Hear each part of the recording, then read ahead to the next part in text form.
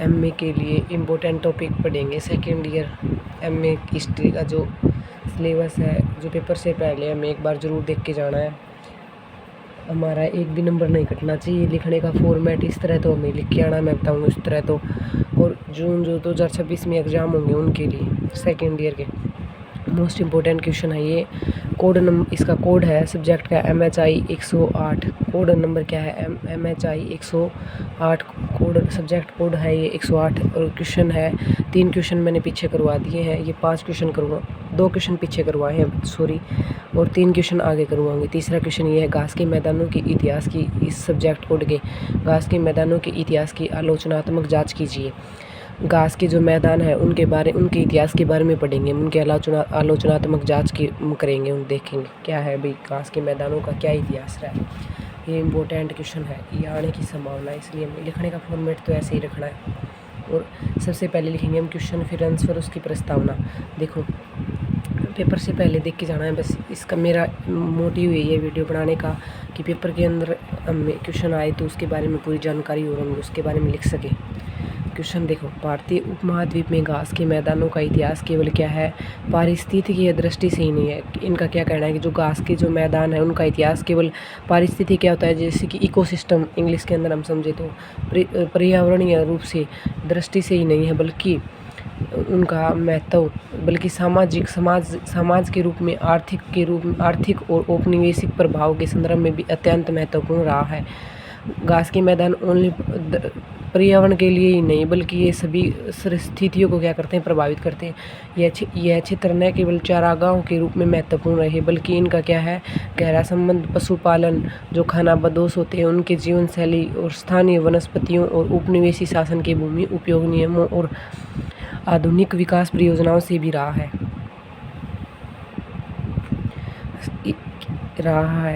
इस इतिहास की आलोचनात्मक जांच करने पर स्पष्ट होता है कि किस प्रकार घास के मैदान समय समय के साथ अपनी पहचान, संरचना और उपयोग के स्वरूप में महत्वपूर्ण परिवर्तन से क्या है गुजरे हैं। देखो इस पॉइंटों में बना के ऐसे लिखने हैं। क्या है पहला पॉइंट है घास के मैदानों की प्रारंभिक भूमिका और स्थानीय स्वशासन। क्या घास के मैदानों की प्रारंभिक भूमिका और स्थानीय स्वशासन। प्राचीन समय से ही भारतीय उपमहाद्वीप में घास के मैदान स्थानीय समुदायों की आजीविका के प्रमुख स्रोत रहे हैं।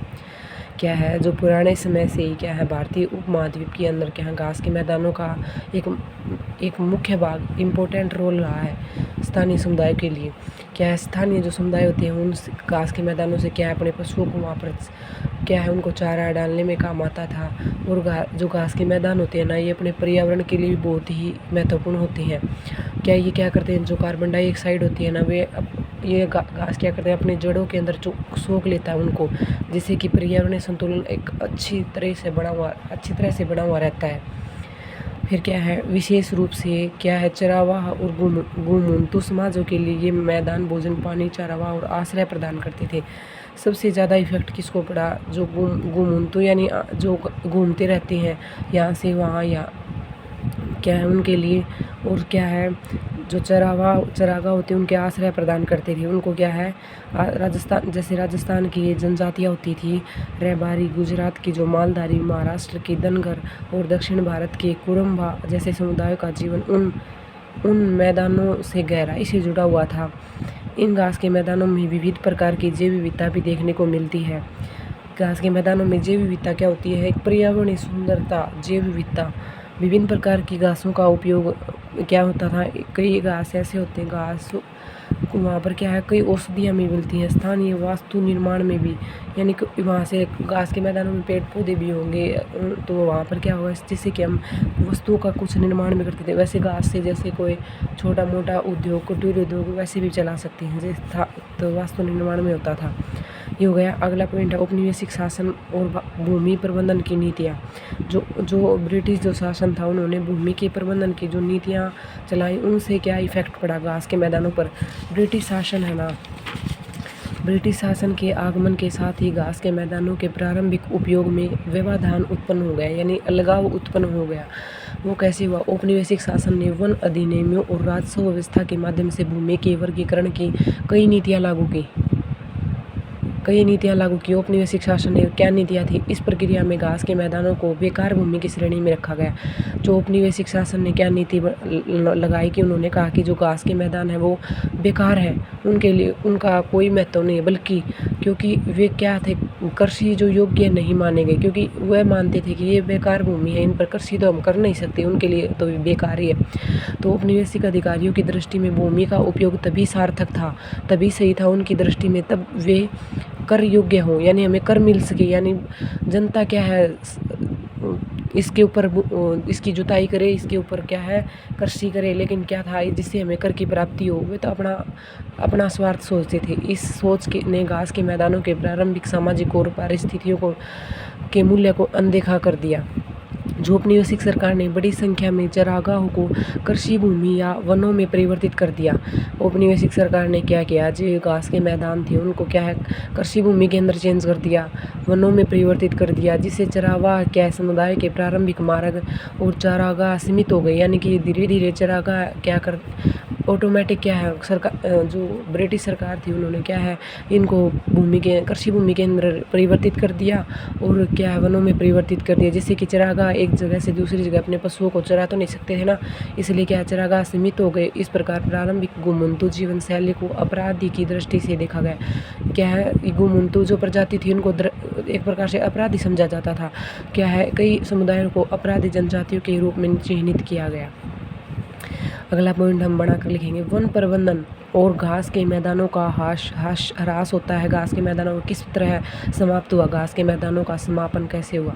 वन प्रबंधन, देखो औपनिवेशिक काल में वनों की जो सुरक्षा और प्रबंधन के नाम पर लागू की गई नीतियों ने भी घास के मैदानों को क्या है नुकसान पहुंचाया। औपनिवेशिक शासनकाल में क्या है वनों की सुरक्षा के लिए प्रबंधन किया गया, जिससे क्या घास के मैदानों को नुकसान पहुंचाया। कैसे, वन विभाग ने घास के मैदानों को अवांछनीय बताते हुए, यानी कि इनसे हमें कोई भी अच्छी, यानी जिस तरह हमने ऊपर पढ़ा था ना कि ये क्या है खराब भूमि है, एक प्रकार से अवांछनीय, हमारे लिए कुछ भी मायने नहीं रखती, मानती हुई वहाँ पेड़ लगाने की परियोजनाएं चलाई। चलो पेड़ तो अच्छी बात है कम से कम, लेकिन क्या है जिससे पारिस्थितिकी संतुलन बिगड़ा, इससे इकोसिस्टम यानी पर्यावरण पर संतुलन बिगड़ा। पर्यावरण संतुलन कैसे बिगड़ा, वहाँ पर घास के मैदानों को कृषि भूमि करनी स्टार्ट कर दी, वहाँ पर बांध बना दिए, रेलवे लाइन और कई नई कृषि परियोजनाओं के लिए घास के मैदानों को क्या है परियोजनाओं के लिए बड़े पैमाने पर भूमि अधिग्रहण कर दिया, यानी भूमि अधिग्रहण किया, और जिससे घास के मैदान सिकुड़ते गए, कम होते गए। इस तरह प्रारंभिक परिस्थितियाँ तंत्र धीरे धीरे नष्ट होता है, जिससे क्या है घास के मैदान धीरे धीरे क्या होते गए, नष्ट होते चले गए। अगला पॉइंट है स्वतंत्रता के बाद की स्थितियाँ। जो घास के जो मैदान है उनकी अपने जो स्वतंत्रता प्राप्ति के बाद क्या स्थिति रही, भारत की स्वतंत्रता के बाद भी घास के मैदानों के प्रति नीति में मूलभूत बदलाव नहीं आया, यानी कि जो ज़्यादातर बदलाव नहीं आया। हरित क्रांति और औद्योगिक विकास की नीतियों ने घास के मैदानों को विकास के मार्ग में बाधा समझा। जो हरित क्रांति थी उन्होंने भी घास के मैदानों को अपने यानी बीच में क्या बाधा समझा कि हरित क्रांति के अंदर क्या कहा गया कि सबसे पहले क्या है कृषि करना होगा, हमें इम्पोर्टेंट है कि क्योंकि इंडिया उस समय क्या है बिल्कुल ही एक प्रकार से जीरो लेवल पर आ गया, जिससे क्या हरित क्रांति एक नया मोड़ आया और औद्योगिक विकास भी किया गया। औद्योगिक विकास में क्या होगा कि जो घास के मैदान थे वहाँ पर विभिन्न प्रकार की फैक्ट्रियाँ स्थापित की गई। फिर क्या ग्रामीण क्षेत्रों में कृषि विस्तार तथा शहरीकरण की वजह से शेष बचे घास के मैदान भी धीरे धीरे क्या हो गए नष्ट हो गए। इसके अतिरिक्त राष्ट्रीय उद्यानों और संरक्षित क्षेत्रों की स्थापना के चलते कई बार स्थानीय समुदायों को उनके प्रारंभिक चारागाहों से बेदखल कर दिया गया। यानी जो सरकार ने नीति बना दी कि राष्ट्रीय उद्यान और संरक्षित जो क्षेत्र होते हैं उनके अंदर एक सामान्य मनुष्य जा नहीं सकता संरक्षित क्षेत्रों के अंदर। फिर क्या है जिससे कि जो स्थानीय जो समुदाय थे उनके चरागाहों को क्या वहाँ से निकाल दिया जाता था, बेदखल कर दिया गया। फिर क्या है पारिस्थितिक संकट और पुनः मूल्यांकन की आवश्यकता। जब संकट पैदा हुआ है जिससे इकोसिस्टम के अंदर पर्यावरण के अंदर घास के जो मैदानों के सिकुड़ने से न केवल पशुपालन पर असर पड़ा बल्कि क्या है जैव विविधता पर भी गहरा संकट आया। कई पक्षियों और स्तनधारियों की प्रजातियां जैसे ग्रेट इंडियन बस्टर्ड और कई प्रकार की तितलियां तथा कीट जैसे घास के मैदानों पर जो निर्भर थे विलुप्त की कगार पर पहुंच गए। यानी जो प्रजातियां थी ये तितलियों की प्रजातियां, बहुत सारी पक्षियों की प्रजातियां क्या है नष्ट हो गई। इससे क्या हुआ, पारिस्थितिक तंत्र के ऊपर बहुत ज़्यादा प्रभाव इफेक्ट पड़ा।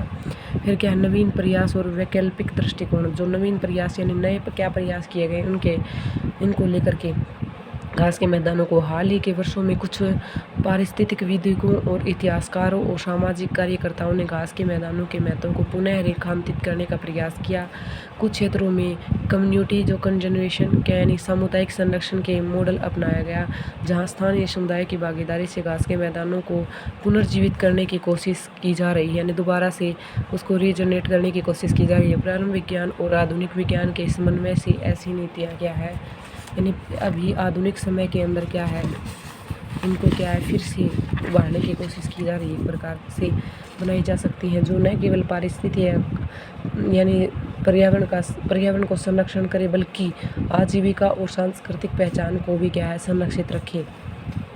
निष्कर्ष के रूप में कैसे लिखना है, घास के जो मैदानों का इतिहास केवल प्राकृतिक संसाधनों के प्रबंधन का नहीं, बल्कि मानवीय हस्तक्षेप, औपनिवेशिक प्रभाव और सांस्कृतिक दृष्टिकोणों का भी इतिहास है। इन मैदानों के प्रति उपेक्षापूर्ण रवैया आज पारिस्थितिकी संकट और सामाजिक असंतुलन का कारण बन चुका है। इसलिए अब यह समय की आवश्यकता है कि हम घास के मैदानों को विकास के विरोधी नहीं, बल्कि सतत विकास के भागीदार के रूप में देखें और उनके संरक्षण हेतु समावेशी, न्यायपूर्ण और ऐतिहासिक रूप से संवेदनशील दृष्टिकोण अपनाएं। तो ये हमारा एक इम्पोर्टेंट क्वेश्चन था। इसके अलावा हम 2 क्वेश्चन और पढ़ेंगे, जिससे कि एक सब्जेक्ट के अंदर 5 क्वेश्चन हम पक्के कर जाएं और उनसे हमारे अच्छे मार्क्स भी आ जाएं। Thank you. जय हिंद, जय भारत।